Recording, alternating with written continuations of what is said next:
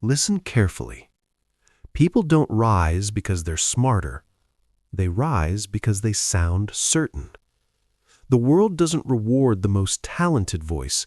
It rewards the clearest, the calmest, the most controlled. Right now, you're not being ignored because you're wrong. You're being ignored because you don't sound like someone who decides. This audiobook won't teach you confidence. It teaches command. Because the moment you change how you speak, people change how they listen. And when people listen differently, your life moves differently. Let's be honest. Most people don't speak to be understood. They speak to be accepted. They soften their words, they add smiles to serious points, they explain and explain and explain, hoping someone will nod and say, "That makes sense." That habit is costing you authority. CEOs are not trying to be liked. They are trying to be clear, and clarity creates respect. You have a choice. You can speak to be comfortable, or you can speak to be taken seriously. Respect comes from certainty, not charm. Say it again. Respect comes from certainty, not charm. You look at the difference. An employee says, I was just thinking maybe we could try this approach, but I'm not totally sure, it's just an idea. A leader says, this is the direction, here's why, let's move. Same idea, different delivery, different outcome. One leaks authority, the other commands attention. You have a choice. Every time you over-explain, you are signaling doubt. Not doubt in the idea, doubt in yourself. And people respond to that instantly, subconsciously, without mercy. If you soften your message, they harden their judgment. Say it again. If you soften your message, they harden their judgment. This is not about being rude. It's not about being loud. It's not about being aggressive. It's about discipline. Discipline beats emotion. Your emotion wants approval. Your discipline wants results. And here's the brutal truth. The room doesn't care how nice you are. The room cares how certain you sound. You don't need their permission. Read that again. You don't need their permission. Most people talk as if they're asking for a favor. Leaders talk as if they're stating reality. That difference changes everything. Short sentences dominate rooms. Long explanations leak authority. Why? Because explanations invite debate. Statements set direction. When you talk too much, people stop listening. When you talk clearly, people lean in. It's not about confidence, it's about control. It's not about personality, it's about discipline. It's not about being liked, it's about being respected. You have a choice. Right now, think about how you usually speak. Do you stack disclaimers before your point? Do you apologize before you even start? Do you rush to fill silence because it feels uncomfortable? That's approval addiction, and addiction always weakens the voice. CEOs are comfortable with discomfort. They let silence sit. They let statements land. They don't rush to rescue the listener. Discipline beats emotion. Here's what you do starting today. First, remove verbal padding. No more just, no more kind of, no more I think. Say what you mean. Stop there. Second, state, then stop. Make your point, end the sentence. Do not circle back to soothe people. If someone needs clarification, they'll ask. If they don't ask, you've already won. Third, slow down. Speed signals nervousness. Calm signals control. You don't need their permission. Most people are afraid that if they don't sound nice, they'll be rejected. But here's the paradox. When you stop chasing approval, people respect you more. Why? Because certainty feels safe. Indecision feels expensive. If you're always checking how others feel, they start checking your value. If you lead with clarity, they follow your direction. If you soften your message, they harden their judgment. This is where the pattern ends. The pattern of shrinking, the pattern of over-talking, the pattern of trying to be liked instead of trusted. The pattern ends with you. Decide, commit, repeat. Decide to speak clearly. Commit to fewer words. Repeat until it becomes your default. You don't rise by being agreeable. You rise by being reliable. And reliability starts with how you speak. Respect comes from certainty, not charm. Burn that into your mind. Because once you stop talking to be liked, your voice changes, your posture changes, and the way people respond to you changes. You've taken the first step. You've broken the addiction to approval. Now you need to understand something even more important. Certainty isn't a personality trait. It's a skill you can build. And that's what we're doing next. You mastered the need to be liked. Now let's build the weapon that replaces it. Chapter 2. Certainty is a skill, not a personality trait. Most people believe certainty is something you're born with. They think leaders walk into the world confident, decisive, unshakable. That belief is wrong. Certainty is not a personality trait.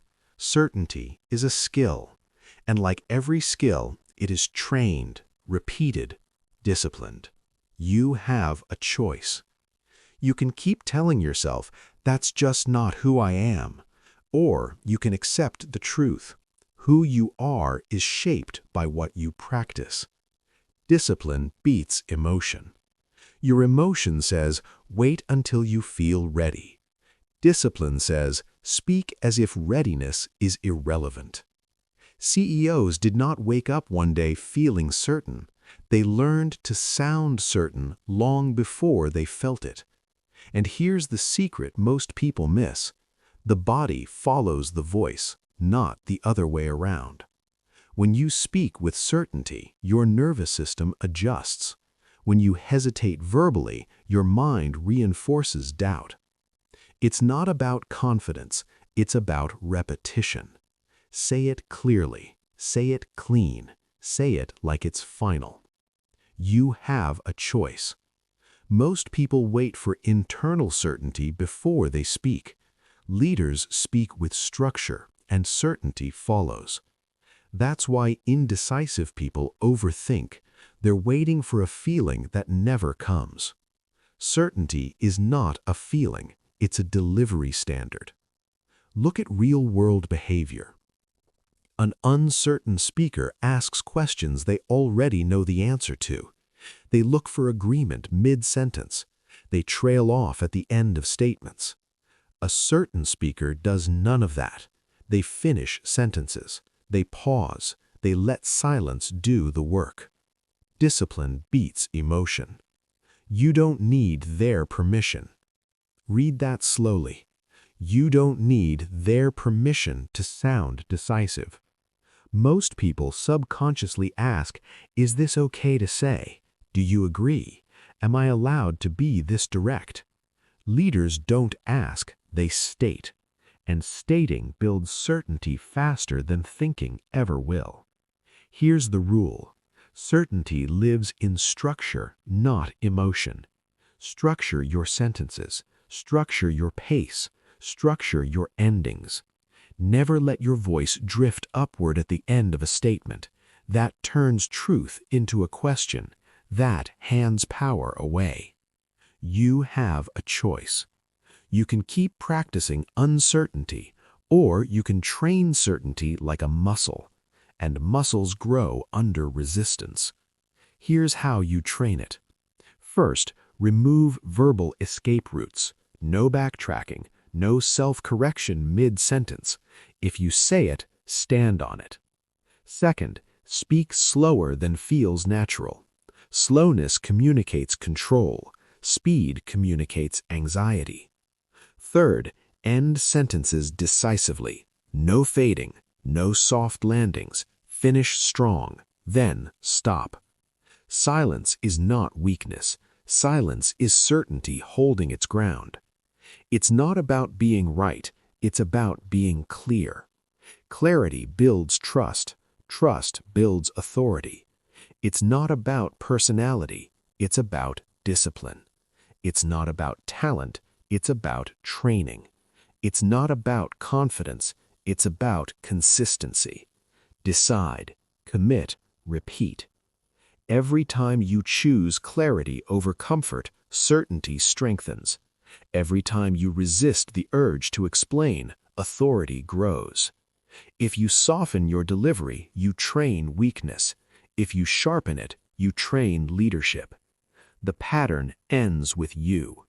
You don't wait until certainty arrives. You act in ways that create it.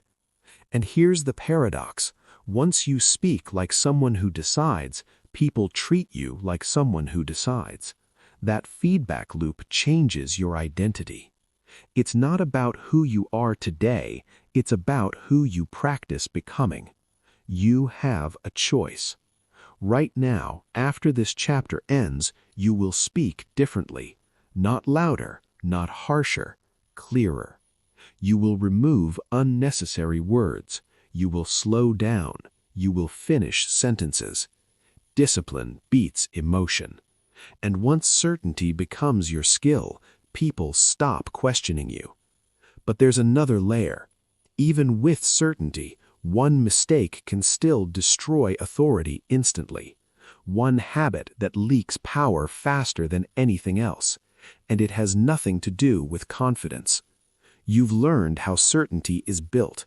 Now it's time to eliminate what quietly kills it. Chapter 3. Remove weak language from your vocabulary immediately. Your authority is not lost in big moments. It's lost in small words. Words you barely notice. Words you say automatically. Words that quietly weaken everything you stand for. This chapter is about eliminating those words. Because weak language doesn't sound weak. It trains weakness. You have a choice. You can keep speaking out of habit, or you can speak with discipline. Discipline beats emotion. Most people think power is about what you say. It's not. It's about what you remove. The fastest way to sound uncertain is to pad your sentences, to hedge, to apologize in advance. Listen carefully. Words like just, maybe, I think, kind of, sort of, hopefully. These are not polite words. They are escape hatches.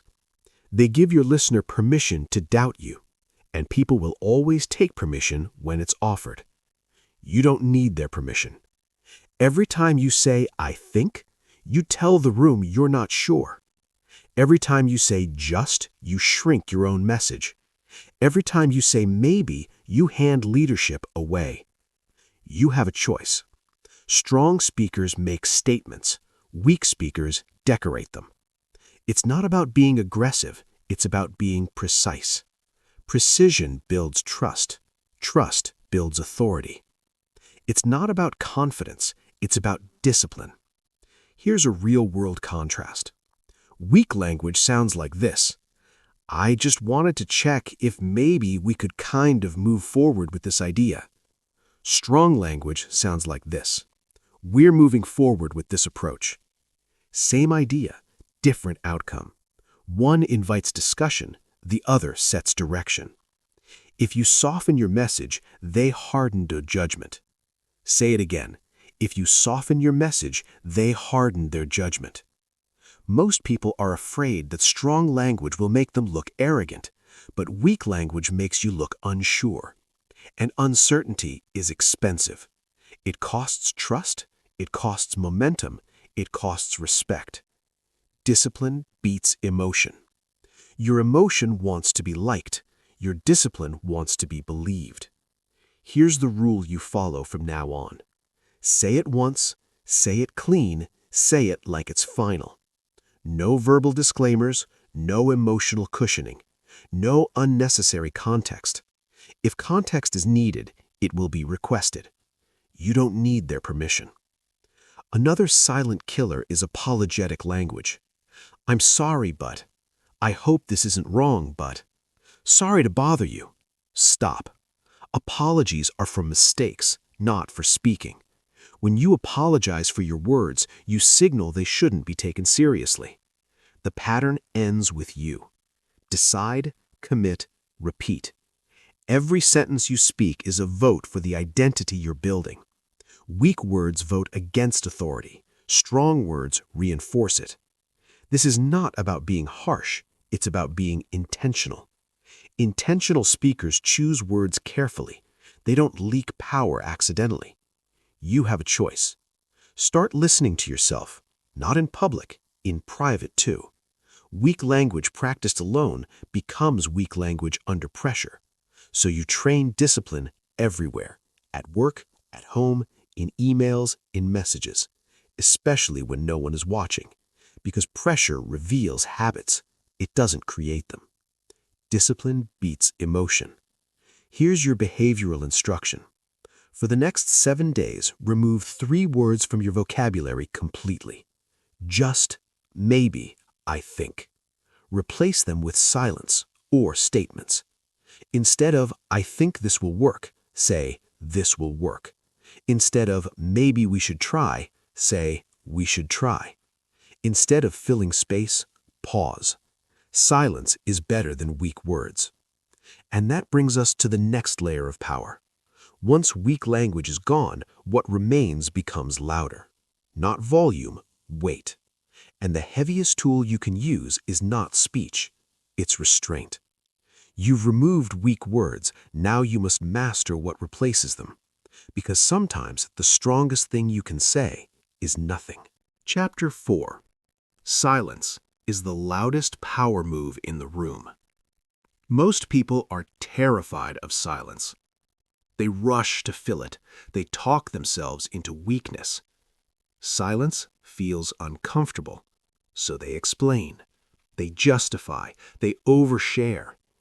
And in that moment, authority disappears. You have a choice. You can treat silence like a threat, or you can use it like a weapon. Discipline beats emotion. Your emotion says, say something, fix this. Discipline says, wait. CEOs are not afraid of silence. They understand it. Silence creates pressure. Pressure reveals who is in control. The first person to speak loses leverage. Say it again. The first person to speak loses leverage. Watch negotiations. Watch meetings. Watch difficult conversations. The moment someone rushes to fill the gap, they expose insecurity. Leaders let silence sit. They let others feel it. They let others move first. You don't need their permission. Most people talk because they want reassurance. Leaders pause because they already decided. Silence is not empty. Silence is loaded. It says, I'm comfortable. I'm not rushed. I don't need to convince you. You have a choice. You can talk to relieve tension, or you can pause to create gravity. Gravity makes people listen. Discipline beats emotion. Here's the mistake most people make. They think silence makes them look unsure. The opposite is true. Silence makes people assume confidence because confident people don't scramble. Uncertain people do. If you soften your message, they harden their judgment. If you rush to explain, they question your authority. Silence communicates certainty without a single word. Here's how you use it. First, after you make a statement, stop. Do not rescue it. Do not add a second sentence. Let it land. Second, when someone challenges you, pause before responding. Count to 3 internally, then speak. That pause resets the power dynamic. It signals thoughtfulness, not defensiveness. Third, when asked a question, don't rush. Silence before answers makes your response feel deliberate. You have a choice. Most people speak from impulse. Leaders speak from control. Control is not loud. Control is calm. Discipline beats emotion. Silence also exposes others. People uncomfortable with silence will talk themselves into mistakes. They'll reveal priorities. They'll reveal fears. You don't interrupt that process. You allow it. That's power. It's not about being manipulative. It's about being grounded. Grounded people don't fidget verbally. They don't ramble. They don't chase approval. You don't need their permission. Here's a real-world example. A manager explains a decision for 5 minutes. People debate it. A leader states the decision in one sentence, then stays silent. People adjust. Same room, different outcome. Because silence forces others to process, and processing creates acceptance. The pattern ends with you. No more nervous talking, no more filling space, no more explaining what doesn't need explanation. Decide, commit, repeat. Decide to pause, commit to restraint, repeat until silence becomes natural. Silence is a skill, and like certainty, it's trained. At first, it will feel awkward. Your mind will scream, say something. Ignore it. Discipline beats emotion. Silence will start working for you. People will lean in. They'll wait. They'll take your words more seriously. Because scarcity creates value, and silence creates scarcity. When you speak less, every word weighs more. You have a choice. Talk to feel safe, or pause to command respect. You already know which one leaders choose. You've learned how silence amplifies authority. You've learned how restraint multiplies power. Now it's time to use that power correctly. Because silence alone isn't enough. You must also learn what to say and how to frame it. You've mastered restraint. Now you must master direction. Chapter 5. Speak in decisions, not discussions. Most people talk in circles. Leaders talk in lines. Straight, forward, final. This is where authority either solidifies or collapses. Leaders don't invite chaos. They define direction. And direction is not a discussion. You have a choice. You can speak like someone looking for agreement, or you can speak like someone setting course. Discipline beats emotion. Your emotion wants everyone on board immediately. Your discipline understands that clarity comes first, agreement follows later. Here's the mistake most people make. They frame everything as a question. What do you think? Does this sound okay? Should we maybe consider? That language doesn't create collaboration, it creates confusion. Because when you open everything for debate, you signal that no one is in charge. You don't need their permission. Read it again. You don't need their permission to set direction. CEOs don't ask rooms what to do, they tell rooms where they're going. And here's the key distinction you must understand. Leaders speak in decisions, followers speak in discussions. Discussions multiply opinions, decisions create movement. Movement builds momentum, momentum builds authority. You have a choice. You can keep asking for permission, or you can start setting direction, even when you technically have no authority yet. Because authority is not granted first, it's demonstrated first. Discipline beats emotion. Let's look at real behavior. An employee says, "So I was thinking maybe we could explore this option, but I'm open to other ideas." A leader says, "This is the direction we're moving. Here's what it solves." Same environment, different frame, different response. One invites debate, the other invites alignment. State the direction, let others adjust. Say it again. State the direction, let others adjust. This doesn't mean you ignore input. It means you sequence it. Direction first, feedback second, not the other way around. When you lead with questions, people assume uncertainty. When you lead with conclusions, people assume competence. If you soften your message, they harden their judgment. Leaders understand something most people don't. People feel safer when someone decides. Indecision creates anxiety. Decisions create relief. That's why strong leadership feels calming, even when the decision is difficult. You have a choice. You can relieve anxiety by deciding, or you can spread anxiety by hesitating. Discipline beats emotion. Here's how you speak in decisions starting now. First, replace questions with statements. Instead of, "What do you think about doing this?" say, "We're moving forward with this." Second, frame ideas as conclusions. Instead of, "One option could be," say, "The solution is." Third, hold the line. Once you state direction, stop talking.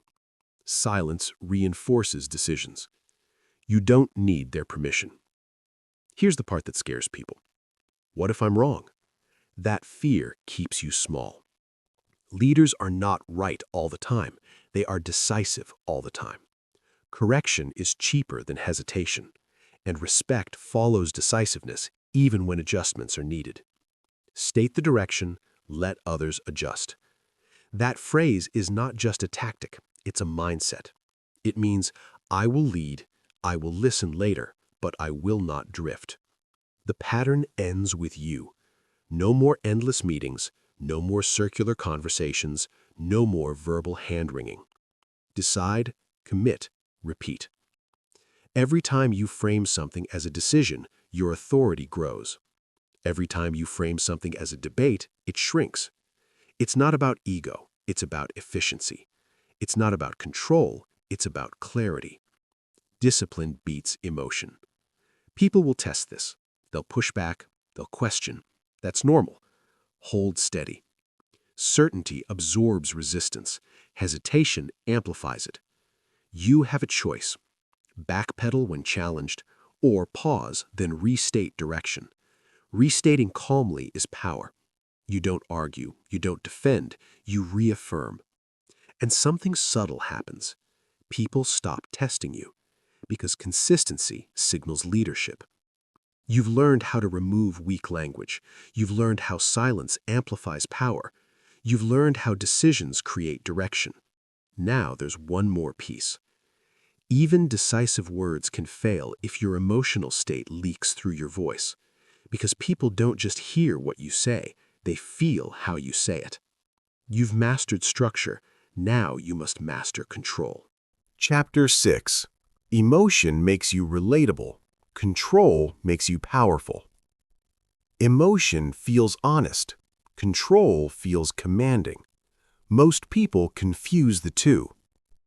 They think showing more emotion makes them authentic. They think intensity equals leadership. It doesn't. Over-emotional speech lowers perceived competence. Calm delivery signals authority, especially under pressure. You have a choice. You can let emotion drive your voice, or you can let discipline set the tone. Discipline beats emotion. When stress rises, most people speed up. Their voice tightens, their words spill out. They don't sound passionate, they sound unstable. Leaders do the opposite. When chaos increases, their voice slows, their tone flattens, their words become fewer. That contrast is power. Calm voice, clear mind, controlled outcome. Say it again. Calm voice, clear mind, controlled outcome. Look at real environments. A crisis meeting, deadlines collapsing, money on the line. One executive starts talking fast, over-explaining, reacting to every comment. The room feels tense. Another executive speaks slowly, almost monotone, short sentences. The room settles. Same pressure, different control. And control always wins. You don't need their permission. Your job is not to perform emotion. Your job is to regulate it. Emotion makes you relatable. Control makes you powerful. You have a choice. You can vent stress through your voice, or you can absorb stress and project stability. Leaders absorb pressure. They don't leak it. Discipline beats emotion. Here's what most people don't realize. People don't trust emotional regulation problems. They may empathize, but they don't follow. Because if you can't control your tone, they assume you can't control outcomes. Calm voice, clear mind, controlled outcome. This isn't about being cold, it's about being contained. Contained people feel safe to follow. Overexpressive people feel unpredictable. If you soften your message emotionally, they harden their judgment cognitively. That's how it works. You have a choice. Here's the behavioral shift you make immediately. First, lower your volume under stress. Never raise it. Lowering volume forces others to lean in.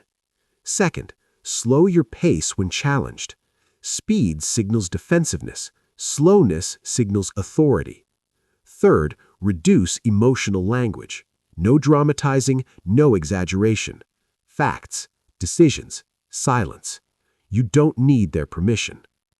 Think about how executives speak during public crises. No excitement, no visible panic, even when the situation is serious. Why?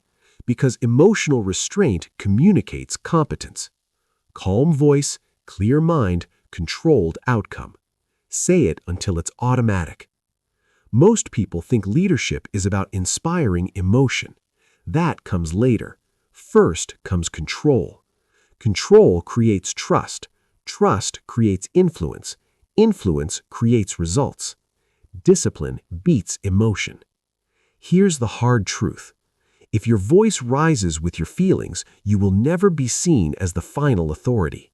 Because leaders are pressure-proof. Pressure doesn't disappear, it transfers. If you can't carry it, others won't hand it to you. The pattern ends with you.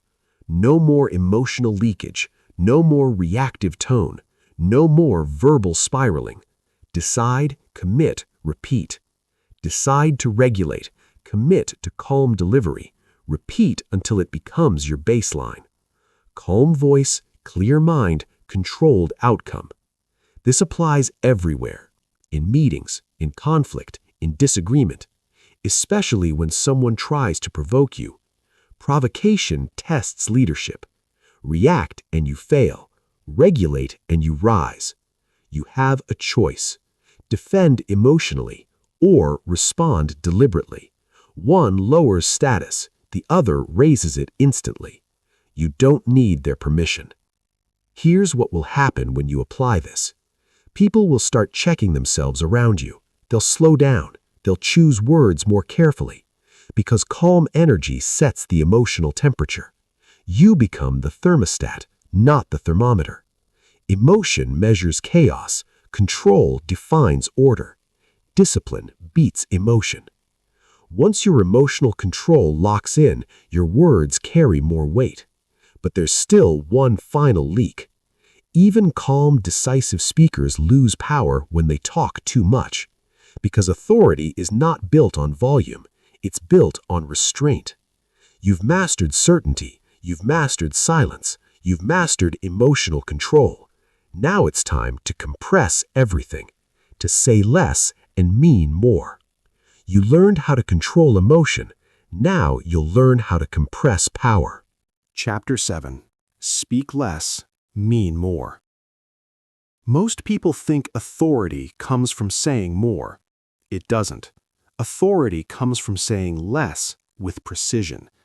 CEOs are economical with words, not because they lack ideas, because they own them. You have a choice. You can talk to feel productive, or you can speak to be effective.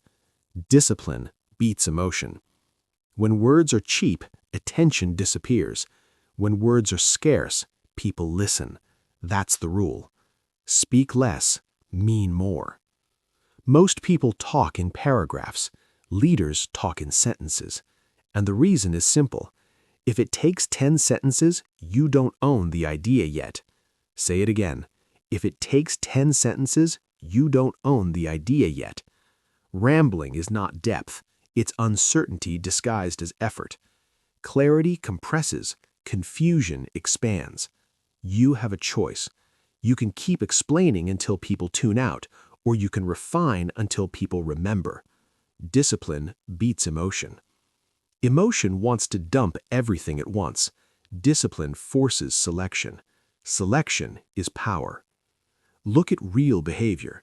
A junior speaker talks for 5 minutes. People check phones. They interrupt. They disengage. A senior leader speaks for 30 seconds. The room stays silent. Same topic, different compression. Because compression signals mastery. If you truly understand something, you can say it briefly. If you don't, you hide behind volume. If it takes 10 sentences, you don't own the idea yet. This is not about being quiet, it's about being intentional. Intentional speakers decide what matters and cut the rest. You don't need their permission. Most people fear brevity. They think fewer words mean less value. The opposite is true. Fewer words increase weight. Weight increases memorability. Memorability increases compliance. People act on what they remember. They forget what you overload. Discipline beats emotion. Here's the discipline you adopt. First, decide the point before you speak, not while speaking, before. If you don't know your point, you will wander. Second, say the point first, not last, not buried in context. Lead with the conclusion. Third, stop once the point is made. No bonus commentary, no verbal padding. Silence protects meaning. You have a choice. Fill space to feel useful or leave space to feel authoritative. CEOs leave space.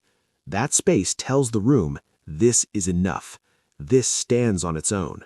I don't need to convince you. If you soften your message with excess words, they harden their judgment. Every extra sentence is a chance to weaken impact. If it takes 10 sentences, you don't own the idea yet. Here's a simple test. After you speak, ask yourself, could I have cut this in half? If the answer is yes, you spoke too much. Cutting words is not loss, it's refinement. Discipline beats emotion. Emotion wants to explain everything. Discipline trusts the listener. Leaders trust the listener's intelligence. They don't spoon-feed. They deliver. They pause. They move on. You don't need their permission. Another hard truth. Talking too much makes you predictable. Predictability lowers status. Brevity creates intrigue. Intrigue keeps attention. When you speak less, people lean in. When you speak more, people lean out. The pattern ends with you. No more verbal flooding, no more information dumping, no more rambling conclusions. Decide, commit, repeat. Decide to compress. Commit to clarity. Repeat until brevity becomes instinct. If it takes 10 sentences, you don't own the idea yet. Say it until it burns. This discipline applies everywhere. Meetings, emails, messages, conversations, especially when you feel the urge to prove yourself. That urge is emotion. Ignore it. Discipline beats emotion. Here's what will change. People will quote you. They'll repeat your words. They'll act faster. Because short statements travel farther. Long explanations die in the room. You have a choice. Be memorable or be forgettable. Authority is not about airtime. It's about impact. You've learned to remove weak language. You've learned to use silence. You've learned to speak in decisions. You've learned to control emotion. You've learned to compress words. There's only one step left. Everything you've built so far means nothing if you don't become the person who speaks this way consistently. Because leadership is not a technique you turn on. It's an identity you step into. You've learned how to speak less and mean more. Now it's time to speak from the future version of yourself. Chapter 8. Start speaking like the person you're becoming. Most people wait. They wait for a title. They wait for permission. They wait for validation. Leaders don't wait. They become, then the world adjusts. You don't wait for authority to speak like a leader. You speak like a leader to earn authority. That is the reversal most people never make. You have a choice. You can speak like who you are now, or you can speak like who you're becoming. Discipline beats emotion. Your emotion says, don't get ahead of yourself. Discipline says, step into it now. Authority does not arrive first. Behavior does. And voice is behavior. Your voice is the first promotion. Say it again. Your voice is the first promotion. Before anyone gives you more responsibility, they listen to how you speak. Before anyone trusts you with decisions, they feel how you carry words. You don't need their permission. Most people talk like subordinates even when they're capable of more.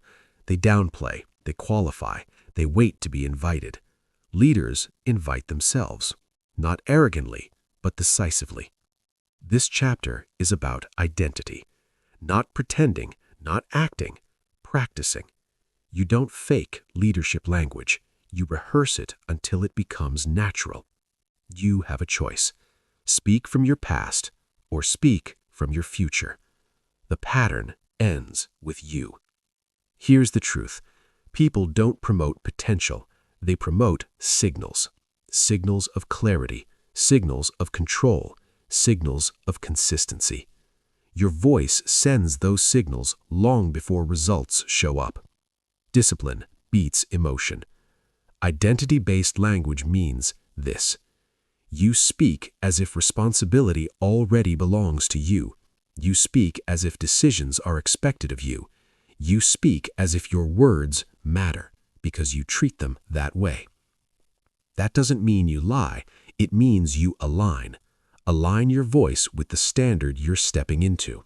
You don't say, I'll try to handle this. You say, I'll take care of it. You don't say, I hope this works. You say, this is the plan. You don't need their permission. Each sentence is a signal, and signals compound. Speak like a follower, and people keep you there. Speak like a leader, and resistance fades over time, not instantly, but inevitably. Discipline beats emotion.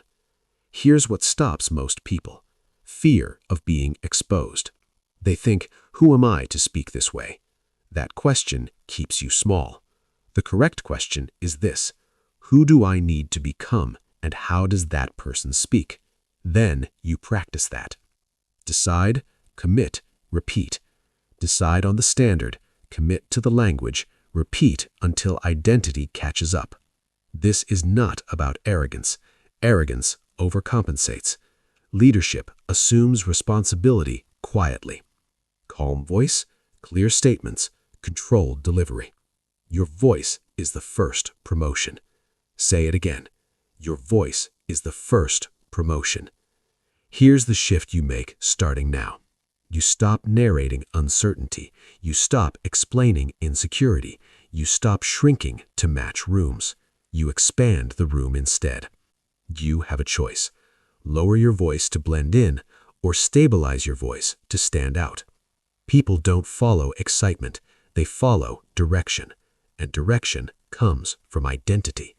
If you speak like someone who decides, people treat you like someone who decides. That's not motivation. That's psychology. Discipline beats emotion. Here's the daily discipline. Before any important conversation, ask yourself, how would the next level version of me say this? Then say it that way. Not louder, not longer, cleaner. Shorter, calmer. No apology for clarity. No justification for certainty. You don't need their permission. The world is not waiting for you to feel ready. It's waiting for you to sound ready. And readiness is audible. The pattern ends with you. No more speaking from fear. No more waiting for confidence. No more shrinking language. Decide, commit, repeat. Every day you practice this, your nervous system adjusts, your posture changes, your presence sharpens. And one day, you realize something quietly powerful. You didn't become a leader when they gave you a title. You became a leader the moment your voice stopped asking for approval. Your voice is the first promotion. Remember that, because how you speak decides how you're treated. And now, you decide. You don't need a title to sound decisive. You don't need permission to speak clearly. And you don't need confidence to sound certain. You've learned this. Authority is not volume. Leadership is not emotion. Power is not explanation. Power is control. From this moment forward, you speak slower. You speak cleaner. You stop filling space. You stop chasing approval. You don't soften statements. You don't apologize for clarity. You don't explain what you've already decided. Because people don't follow energy. They follow direction. Now here's the challenge. For the next 7 days, remove weak words. Pause before responding. End sentences like decisions. Do this and watch how rooms respond to you differently. If this audiobook sharpened your voice, subscribe. Because we don't teach confidence here. We build command.